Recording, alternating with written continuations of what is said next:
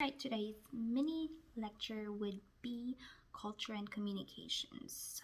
When we define culture, does come from a Latin root word, agriculture, and that means to cultivate. Now, culture is made up of values, norms, beliefs, customs, and ways of life that have been passed on from generation to generation. Values are like close ideas that what constitutes to be proper, improper, or ideas that we hold that we use to set moral standards.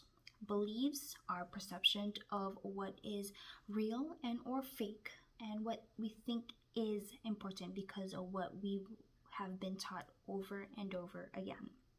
And the norms, these are the rules and structures that can be a very formal or informal. There are laws that we abide by are formal, structured, and specific. Now, between formal structured rule and informal, an example would be driving at 55 miles per hour. That is a very formal structured rule, especially if it is stated on a sign that says 55 miles per hour. And informal would be something like if you were sitting down in the bus and you see an elderly who needs a seat and you offer it to them, it is very much expected of you to hand off your seat to an elderly. Now, there are two different types of culture. You have the high context and the low context. The high context has of course established at a longer time, and the structure is very difficult to change. Countries that are great for these examples would be like India, Mexico, or China. People are very used to this system. They tend to have inclination to use nonverbal communications. Now, versus the low context culture, they are a little bit more recent and new, so they kind of figure out their way throughout the system and work their best through the trial and error. An example of a country would be the United States, because we are a melting pot and we do not have any set traditions. Now, to differ these two, the high context is they have the dimensions that can be used as a pattern, such as like a collectivistic, polychronic, masculine, high power, distance, and low avoidance. Now, low context culture are a little bit more individualistic, monochronic, feminine. They're very high avoidance of uncertainty and culture shocked. Now, collectivistic as a high context culture, they are people who live in this group or society where they work for the benefit of group and not for themselves.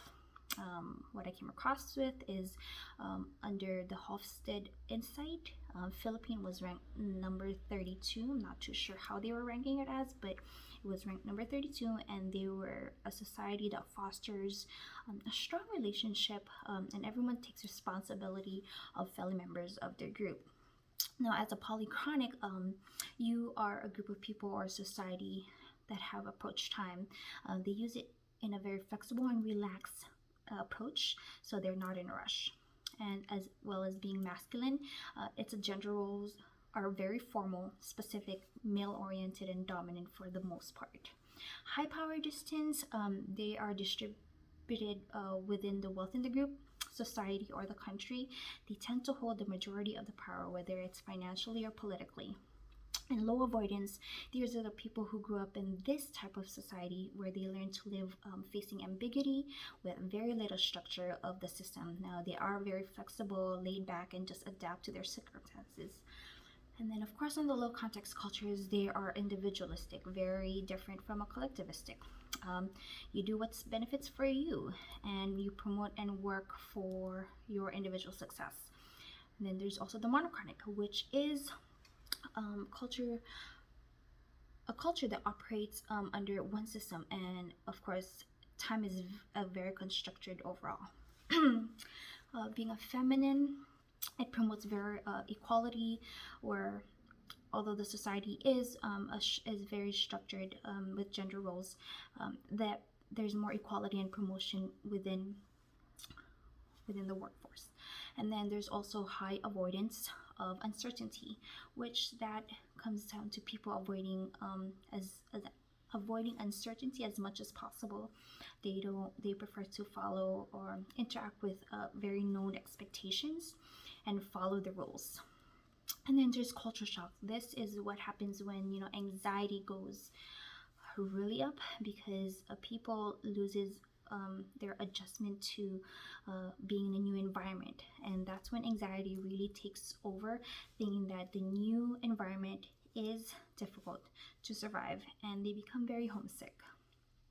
And that is my mini lecture for today. Hope you guys like it.